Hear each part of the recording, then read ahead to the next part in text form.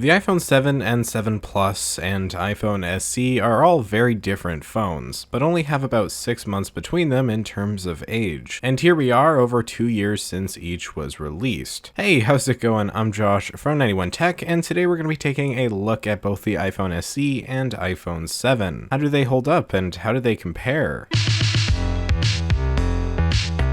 First off, really quick note to my subscribers. I know I haven't been posting a ton lately, long story, and I know I've been doing a lot of these comparisons, and there is a reason for that. Luckily, I do have some more content on the way, not just comparisons, but other videos, so make sure you stick around for that, and I apologize if it's feeling a little bit repetitive. The iPhone SE and 7 were released at a similar time, but have very different hardware, as well as sizes. The iPhone 7 has a 4.7-inch screen, while the SE has a 4-inch one, and you can see how they compare here. I don't have a 7 Plus on hand right now, but it's 5.5 inches, and you can see what the size difference would look like with this 6 Plus beside this iPhone SE. I think it's pretty fair to say what size is best is really subjective. There are some benefits to the 7 Plus, as it has a bigger battery and a secondary telephoto camera lens, but honestly the deciding factor is, like I always say, get the phone that fits best in your hand and feels most comfortable to use. The iPhone SE is quite small and often too small for many. The iPhone 7 is usually a good middle ground, and the 7 Plus is perfect for those with large hands, although might be too big for some. I want to go over size quickly because I think that's the biggest difference in all of these phones, even taking into consideration the internals. And we will talk about those in a bit, but first let's go to the beginning. The iPhone SE was launched first in early 2016 and was essentially the iPhone 6S in the body of the 5S, a form factor that many really appreciated and the ideal upgrade for those still holding out on an iPhone 5 or 5S. The iPhone 7 and 7 Plus were released in late 2016 and brought a similar but much cleaner design over the iPhone 6 and 6S. They also removed the headphone jack, a move that left many unhappy, and this was unfortunately the headlining change on this otherwise very solid device. Let's first start with what both the SE and 7 share, and then we'll look at the differences. Battery life is going to be pretty similar across the board, except for the 7 Plus due to it being much larger, but both the smaller 7 and SE should get you through the day, assuming the battery is still at a good health. As well as this, both phones run the latest version of iOS 12 at the moment, and both will continue to be fully supported for quite a while, with the SE probably getting until 2021 or 2022, and the iPhone 7 getting till 2022 or 2023. And those are the similarities. There aren't hardly any.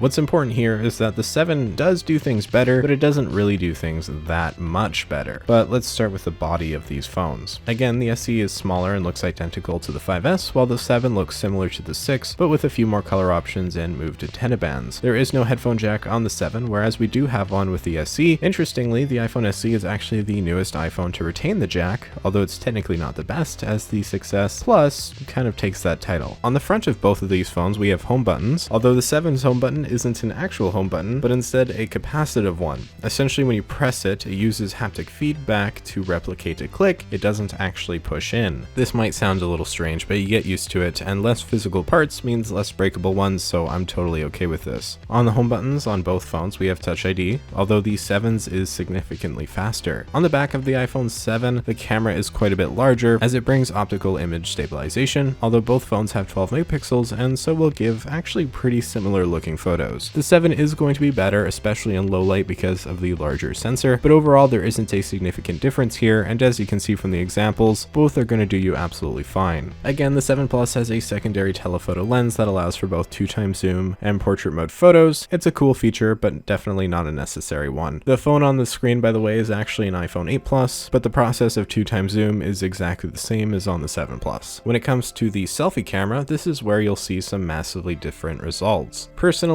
I could care less as I never use the front camera, but the 7 definitely is the winner here with 7 megapixels as opposed to just a measly 1.2 on the SE. If selfies are important to you, the iPhone 7 or newer is going to be a much better buy. For video recording, both phones film in 4K at 30 frames per second, and the results look pretty similar. The 7 definitely has the leg up with optical image stabilization, a feature unavailable on the SE, and so you will get much more stable looking video with it. But regardless, both phones are fine fine for video, and I have no complaints. When it comes to processing power, the 7 isn't actually that much better, with the A10 chipset and 2 GB of RAM. The 7 Plus, on the other hand, is a bit more of an upgrade with 3 GB of RAM instead of 2, and this does make a bit of a difference, but the SE is still really solid. It has the A9 chipset and 2 GB of RAM, the same specs as the 6S, and thanks to this little phone is a beast. It runs iOS 12 really well, and again, it doesn't really feel much slower than the 7. Both phones in real life use are going to do you just fine with any task you throw at them, although again, the 7 Plus definitely has the advantage over its competitors. So with all that, I'd say while the iPhone 7 and 7 Plus are obviously better than the SE actually really holds its own and may even be worth buying over the 7. So let's look at pricing. The iPhone SE is no longer being sold new by Apple, but can still be found by many carriers on contract. If you can find a good deal and don't mind the smaller size, that might be a good option. The iPhone 7, on the other hand, is still being sold by Apple at the price of $450 US, which isn't bad. Finding a deal on contract would probably be the way to go, however, or even better, you could buy used or refurbished. On eBay.com, we see the SE goes for a very good deal at around $150, often under that, while the 7 hovers at around $300, which isn't bad, all things considered. So here's my recommendation. The SE is a great phone right now and is set up to last quite a long time, and so I think it's still a good buy, although buying used or refurbished is probably the way to go. Just don't get only 16 gigs, try to find one that's 32 or higher, as trust me when I say 16 gigs is just not enough anymore. If you can stand the size or even prefer it, the iPhone SE is still one of the best budget smartphones out there. For the iPhone 7 and 7 Plus, I'd actually recommend buying neither, and I'm not saying buy the SE instead. These phones are at 2 different price brackets, and what I'd really say you should do is go for the iPhone 8 or 8 Plus. The 8 is essentially the perfection of the 7's design, and it brings a better camera, faster speeds, and is overall just the better value at not a whole lot more money. If you can find a good deal for the iPhone 7, then that's fine, and it's still a great phone that you probably aren't going to regret buying, but I'd say that if you're looking to buy a new iPhone that's bigger and newer than the SE, the iPhone 8 or 8 Plus are the way to go. Both of these phones are great for what they are and are really a pleasure to use. I think you'll be happy with either the 7 or SE, but I want to hear what you guys think. Which phone do you like better? With that, I think I'm pretty much done here. Thank you so much for watching. If you found this video interesting, maybe hit that like button and consider subscribing for more content just like this. You can follow me over on Twitter and Instagram if you want some more tech in your life, links below. And with that all being said, I'm Josh from 91 Tech, and I will see you all next time.